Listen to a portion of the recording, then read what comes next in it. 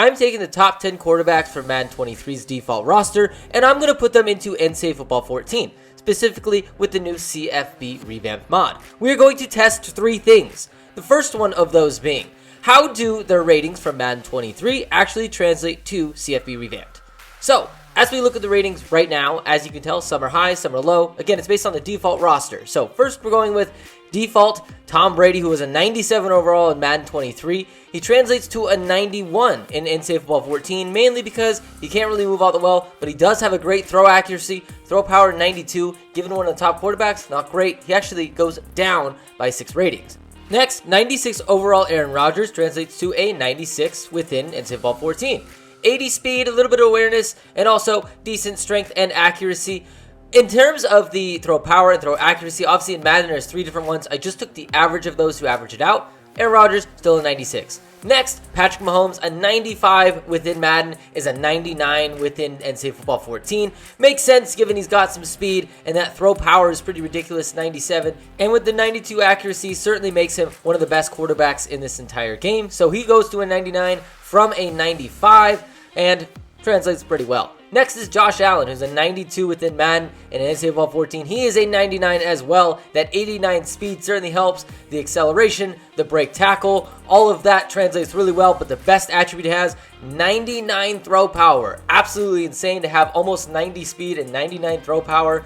The throw accuracy at 88 won't make that much of a difference, especially when he's playing at Wyoming. So 99 for Josh Allen definitely translates well. Next is Joe Burrow, who's a 90 overall. The default roster of Madden translates to a 94. Pretty solid. He's one of those quarterbacks that has a little bit of speed, so that's what bumps him up probably just a little bit more. In terms of his actual attributes, the throw power is actually very low at 87, but the accuracy at 93, that'll definitely help him, and he'll be pretty solid. Next is Dak Prescott, who was an 89 overall in the default rosters of Madden, which is pretty shocking to me given some of the quarterbacks behind him. But he translates pretty well as well. You know, it's kind of the same as Joe Burrow. 94 overall. He's got a decent amount of speed. He's got no throw power, but he's got decent accuracy. So he'll translate just fine, and he'll do well at Mississippi State. Next is Justin Herbert at Oregon. An 88 overall translates to a 95 within CFB revamped. Again, a little bit of speed will always help, but Herbert's big thing is definitely that throw power at 96 overall. 89 throw accuracy as well. So in terms of a pocket passing quarterback with a little bit of speed, Herbert definitely translates really well. Next is 87 overall Lamar Jackson. Translates to a 99. No surprise with that 96 speed, the acceleration, the agility. He's got everything. On top of that, 92 throw power and 86 accuracy makes sense, but Lamar Jackson is definitely one of the most fun players to play with. 96 speed quarterback, as anyone knows that's played this game, pretty OP. So Lamar up to a 99. And also Russell Wilson, an 87 within Madden in NCAA Football 14. He is a 99 as well. It's that speed, it's that awareness, it's the little things. He's got pretty good ratings. I mean, the 92-90 is pretty average given the rest of these players, but everything else, he's got the smarts, and that's why he's at this rating. Maybe not anymore, but at the default roster, it's what he was. And then finally, Matthew Stafford. He actually only goes up by a few. He's only an 88 overall, so even on George's roster, he's not the best, but he will be the starting quarterback as this is a reason for this experiment. And you'll see that 95 throw power helps him out, but the 87 accuracy is what hinders him a bit. So Brady's the only one that goes down. Rodgers stays the same, and everyone else goes up. We got 4 99 overalls with Mahomes, Allen, Lamar, and Russell Wilson. So pretty interesting to see that. The second thing we're going to take a look at is how do they play. So I want to go into these games and see how they actually play. Week 1, I took Aaron Rodgers and I wanted him to go and beat Chicago. That's what he does. So playing Northwestern here, Rodgers was pretty fun to play with. I mean, he's a gunslinger. You can just kind of run around and chuck it with him because he is surprisingly fast in this game, but that deep ball accuracy is just money. Look at this, just out front and just able to get it for the touchdown. He was one of those quarterbacks that if I had, it's just like easy to play with. There's no real stress with it, but sometimes get a little bit too loose with it. This time running it, very just easy. Look at that. He's got surprising speed at like 84. You can utilize it pretty well in this game. And then here, throwing a pick just because I was chucking it deep a lot. But again, just getting drilled. Chucking another pick, something that Rodgers doesn't really do. But the whole goal in this game was just to blow out Northwestern because, again, Evanston, Chicago, he owns Chicago. And he owned Northwestern in this game. I was able to really just sling it. And that's what I love about him as a quarterback. There are some that I think are a little bit better, but having him as the quarterback, I would definitely love to have him as my starter. 1932, 421, 5 touchdowns. Really easy, really fun to play with, and able to scramble for a few more as well. So, pretty fun to play with Rodgers, but Brady was the next one I want to play with, playing a big game against Notre Dame, and really I was just checking it down, because Brady, while he is semi-accurate, he just can't really hit the big throws. In this game, he really didn't translate well at all, in my opinion. I mean, it was easy to kind of just hit these dump throws, but for the most part, like, maybe it's just Notre Dame's defense was really that good and I couldn't do anything, but he just didn't have that same pizzazz. Obviously, you can't move with him at all, and that was the worst thing in NCAA Football 14 is when your quarterback cannot move. I get why he dropped down to a 91. Doesn't translate all that well, but hey, if you want to do dink and dunk with Brady, you can do it and go have some fun. Next was the one I was most excited about, and it was Lamar Jackson, and it did not disappoint. My goal was to get 200 yards passing, 200 yards rushing in this game, and I think I shattered it within that. Lamar Jackson is just the absolute best quarterback to have in this game. Someone has a 96 speed where you can just run the option and abuse it, especially playing arcade mode. It's just a lot of fun. Obviously, he's going to fumble every now and then, but the spin move, just ridiculous. So much fun. Able to chuck it deep, too, because he's got a decent arm. Like, he's got that really, really strong throw power, but the throw accuracy isn't as much there, but just so easy to scramble it out. Even when he's out of breath, he's still able to get everything you need. You can just roll out, looking deep every single time and sling it, and he still throws a decent enough ball. I was playing all these on Heisman, but I was just playing very arcade style. I was not trying to play any sort of realistic, just utilize these quarterbacks and have some fun with it. But Lamar threw for 300 yards and 3 touchdowns, but then also on the ground was able to just go off 220 yards and 3 touchdowns as well. Definitely the most fun quarterback to utilize in this game, and is the one that I wish I had. But not too far behind was Josh Allen. Playing with him, he's just got the cannon, and he throws it pretty accurately too. Even though the rating's not great, just that 99 throw power is just something to abuse.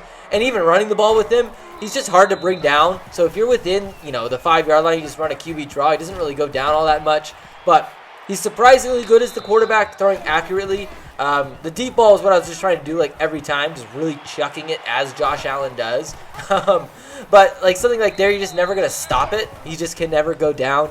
Definitely, I think the second quarterback I would use, actually probably third. We haven't gotten to who I think is the best quarterback yet, and you can probably guess who it is. But Josh Allen definitely has the deep ball, has the accuracy. Look at that, a perfect ball right in the window. Granted, it's against Air Force and not against like Notre Dame, which I had to do with Brady, but just unbelievable arm strength and definitely one of the most fun quarterbacks to play with in this game. Would not recommend it enough, especially that 89 speed is so underrated. Look at that, perfect ball deep over the middle, threw for 537 yards, 6 touchdowns. Really just so much fun to play as him. If you don't score 40 points, I feel like it'd be disappointing, especially if you're playing at Wyoming.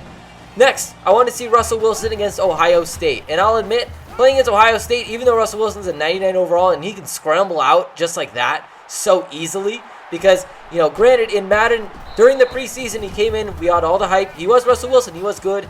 Obviously, this is not how his season has panned out, so his rating in Madden has gone down a lot. But based on the default roster, this Russell Wilson, unbelievable to just scramble out and make plays.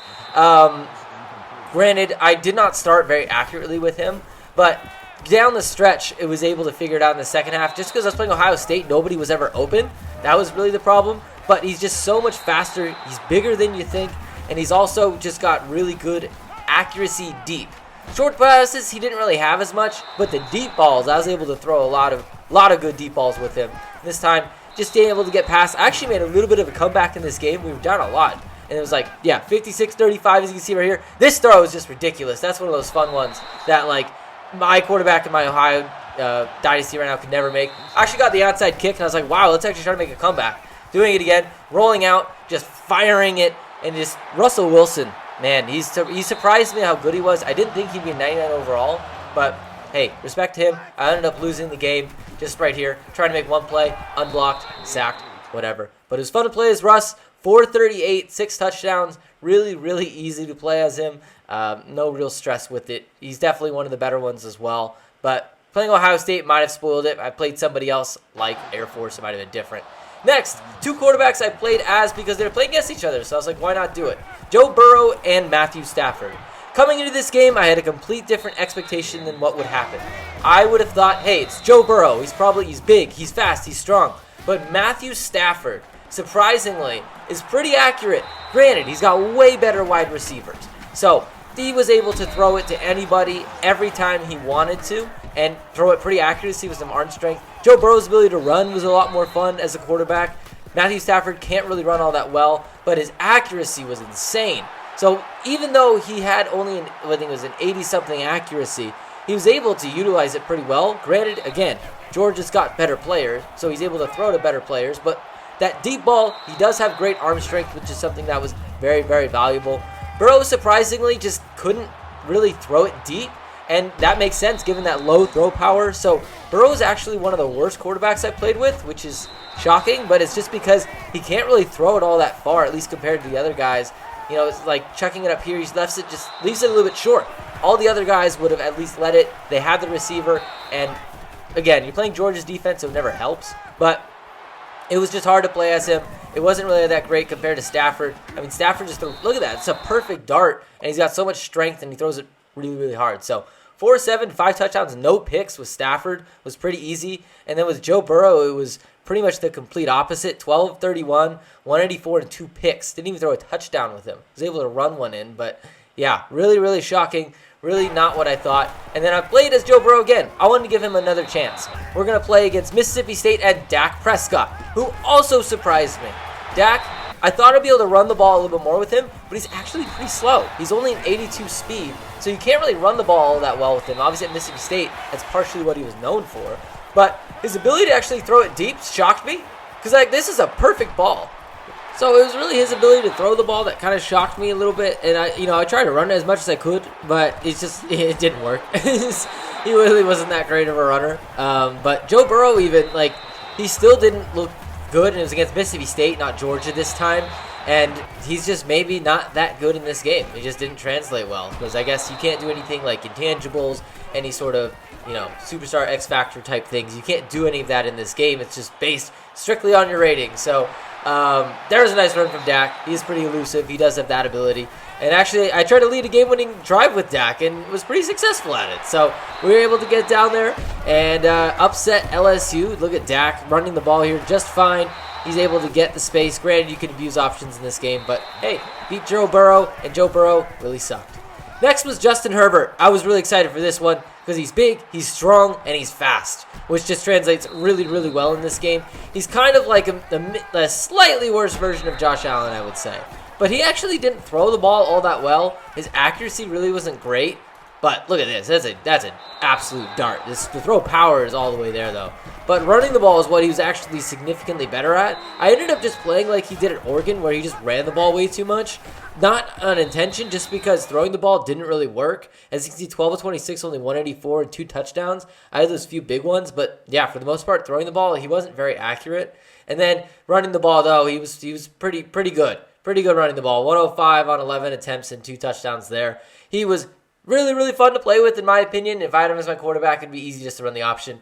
But this is the guy that I was looking forward to the most. I was 6-0 at this point I wasn't playing, but the simulation was 6-0 with Texas Tech up to this point, and Mahomes was the reason why. That ball there, perfect throw. Look at this, just a dart, an absolute bullet. And the power with the accuracy that he has is unmatched to anybody else that I've played with in this game. So he was just unbelievable. Look at this. Just a perfect throw every single time. Granted, he's playing at Texas Tech, and these wide receivers beat everyone every single time. But he never misses a throw ever. And you can just run it out. Look at that. Stop on a dime. What is that, 50 yards without even, really setting his feet? In this game, if you don't set your feet, it's way harder to throw the ball. And, look at that. He throws a perfect on-the-run throw, which is just so hard to do in NCAA Football 14 unless you have a great quarterback. And Mahomes definitely is the epitome of that. Another perfect deep throw. He was, without a doubt, the best true quarterback. Lamar Jackson might be the most fun, but the best quarterback has to go to Mahomes. Granted, I started chucking it deep a lot. So, 761 yards, 7 touchdowns, and a pick. Just ridiculous numbers, but it was a lot of fun. So, now that we played as all of them, let's rank them based on who I would want to play with the most. First was the tie between Patrick Mahomes and Lamar Jackson. Both just amazingly fun. Same with Josh Allen, that strong arm and ability to run. Aaron Rodgers, the ability to sling it anywhere on the field. Fourth, Justin Herbert. His running ability and strong arm were a lot of fun as well. Fifth, Russell Wilson was actually able to make a lot of plays, and the accuracy deep is something that I definitely like. Matthew Stafford had a bullet for an arm and was able to make a lot of tough throws. Dak Prescott was okay. This is started part of the list where it's like, Joe Burrow really didn't do that well. He couldn't throw it far and it was not great. And then Tom Brady not being able to move and not really being able to throw it that well was really not all that fun. So that's my list of the 10 from playing with them. Granted, I like scrambling quarterbacks, but it leads us to our third thing that we're going to do, and that is, do they actually make their team better? So let's go through. I used the 2021-22 rosters for this, and what we're going to do is we're going to go through each and see, did they actually make their team better? So in that year, it was obviously Bryce Young winning the Heisman and Georgia winning the national championship. So did the same happen? No, it did not. Patrick Mahomes was actually your Heisman winner. Ridiculous season. He just edged out Lamar Jackson.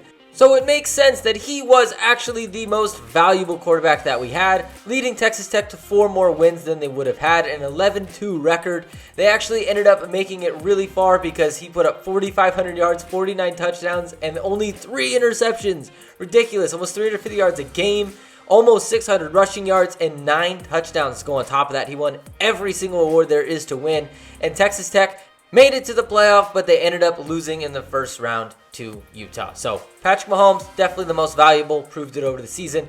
The least valuable player was actually Matthew Stafford. Granted, Georgia won the national championship. It's hard to live up to that again, but going from 14-1 to 9-4, he didn't put up that great of numbers. I mean, 29 touchdowns, 11 interceptions. If you are with this Georgia team that might be able to do it, just Stetson Bennett numbers.